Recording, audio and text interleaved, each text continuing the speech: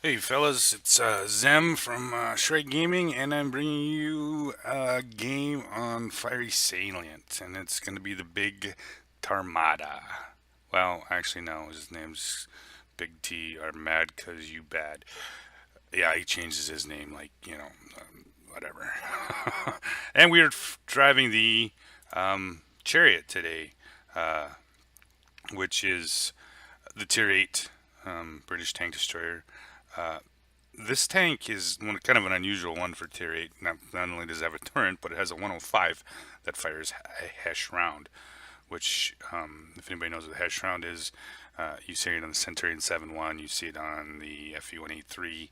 So this is kind of an unusual round in a sense that if you do pen with it, it does have really good pen. Ooh, watch out for that tank, buddy. Um, so when you do hit, I mean, you can roll over 500 with this gun, right? The normal is 390.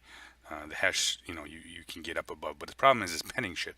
And the other problem is actually hitting things with this gun, because this gun is notorious for this accuracy, which is pretty good. It's got a little bit long aim time, but the problem with it is, that circle, that the reticle that it's in, it can go any side, anywhere, and it usually doesn't even go close to the actual, where you're aiming. So it has its moments, and this is one of those games where you're going to see that it actually works for Big T. And it, like I said, the gun 8 out of 10 times is going to troll the shit out of you. But when it does work, when it really, really, really, really does work, it does. You can rack up a lot of damage. Fiery Salient, most TDs sit along the 1-2 line, and you go there if you don't really want to get a whole bunch of damage, because you sit and stare at shit for hours and hours and hours and hours. When you're in this tank is more, you can play this tank a lot more like a medium. It's essentially like a tier 8 Hellcat. I mean, it's got a big boom, crappy gun depression for a British tank. I don't get that. But the nice thing about this position is it lets you have a fair amount of shots up onto that side hill. And and in TDs, this is actually a lot of times this place where I like to sit is right in this area. In fact, my most damage I ever had in a game was because I took a Jagdpanzer E100 right to this spot and just blasted everything went up the hill. So it's a great position, and a lot of people don't necessarily use it. TDs tend to migrate to the 1-2 and watch grass grow and shit. That's what they do. But if you want to be successful in a TD, Big Mill is going to show you how to do it. Not Big Mill. Big T is going to show you how to do it. You want to have that gun singing. You want to have it shooting. And in this position with no artillery, and they don't have any lights. Okay, this game's all about spotting. And if you don't have any lights, you can pretty much just sit here with impunity, blasting away at targets on the hill. Now, he does hit a lot of these shots that you see him take here. He does actually pen them. The after game stats compared to what he's actually showing for, his actual damage it's quite a bit higher because of these blind shots that he's taking up on the hill. Which, problem with this tank though is it does have a really low ammo count. But he does make it work. He does hit his shots, even on his blind shots. So you really can't knock him for that. Like I said, this tank is it's so iffy, and you're gonna watch this. He's gonna run through his 13 AP shells, and he's gonna have to go to HESH, and you're gonna see what I mean by the HESH shell. I've had 550 damage rolls with this shell, and at the same time, if you don't hit it, you don't pen, you could do 90. So that's literally, that's the one problem with the HESH round is it's so blah blah blah back and forth. So he's hanging out. It's a tier 10 match. He's waiting for his targets. He's waiting for some shit to pop up. Here's IS3. He's nice enough to go up the hill for us. Give him his side. And it has the reload on it is actually really good. This tank is probably one of my favorite tier 8 tanks when it's working. I mean, literally when it's working. It's right on the money. That I don't know how he did that. I think he curved it around the side of the KB4. But there we go. There's a perfect example of what typically happens when you fire that gun. Zoomed in and it went to the bottom of the reticle, and I'm sure right into the dirt because that's that's uh, that's the 105 on this tank. It's just something that you have to deal with it, right? So still looking for shots. 54 is doing a good job of trying to keep them guys lit. I shouldn't say the 54. I'm sorry. The pilot is is doing a good job of keeping them lit.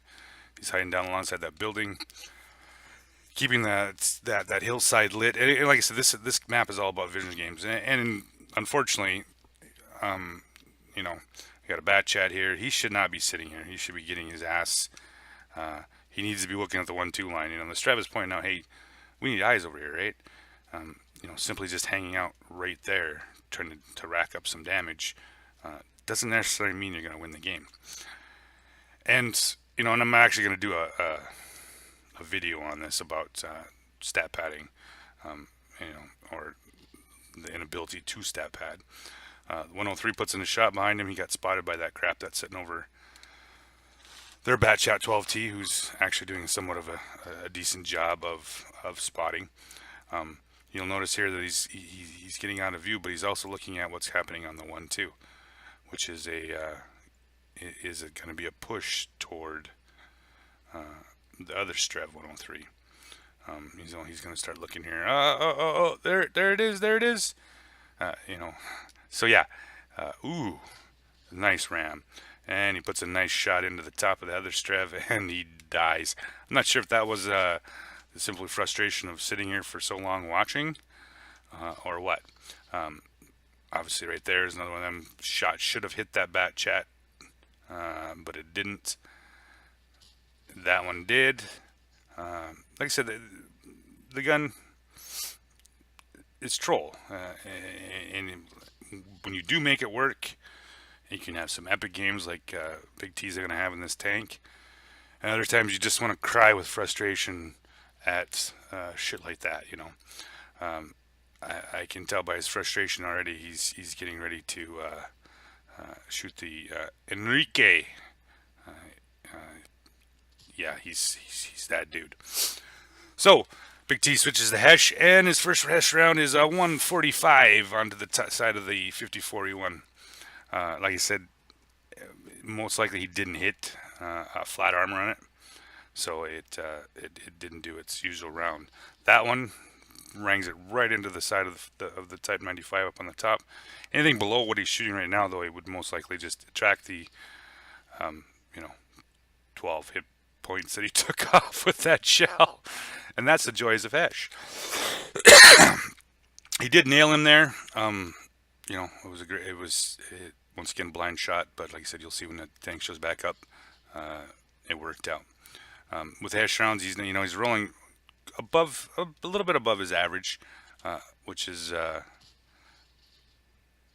about right for this tank. You're with 390 average damage with AP, and with your HESH, you're going to average 420 to 450. Obviously with some high rolls, you're going to get up over well over 500 with the high rolls. Actually, that T95 he did shot with a blind shot that was driving along. He actually did, believe he set him on fire. He said the actual number was quite a bit higher than what he actually hit him for.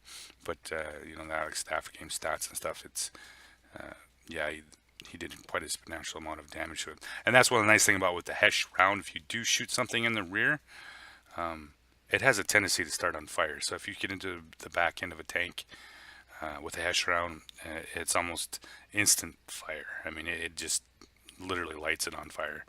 And the same way with if you're fighting something that's got some ridiculous stupid 102. You gotta love those HESH rounds. You know, and if that would have been AP round, that would have been his standard round. But like I said, he's down. The shell count on this tank is kind of shitty. So, you know, and he had about a 50-50, I believe, HESH to regular AP. This tank does get some really nice pen with its AP shell, which is an APCR shell. But and even the HESH round has a really nice pen. You know, if I do use HESH, which I do on occasion, you know, it's obviously light target tanks or tanks that got in at least a shot on their side. You can work from the front, obviously, but you need to pen the lower plate. You know, I've hit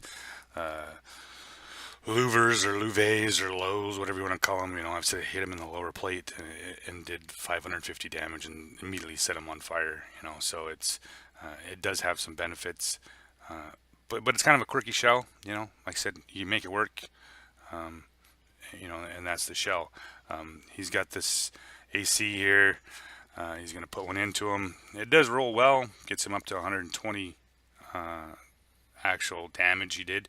It's like I said, it tends to, if you do hit a track with it, that's typically the problem with it.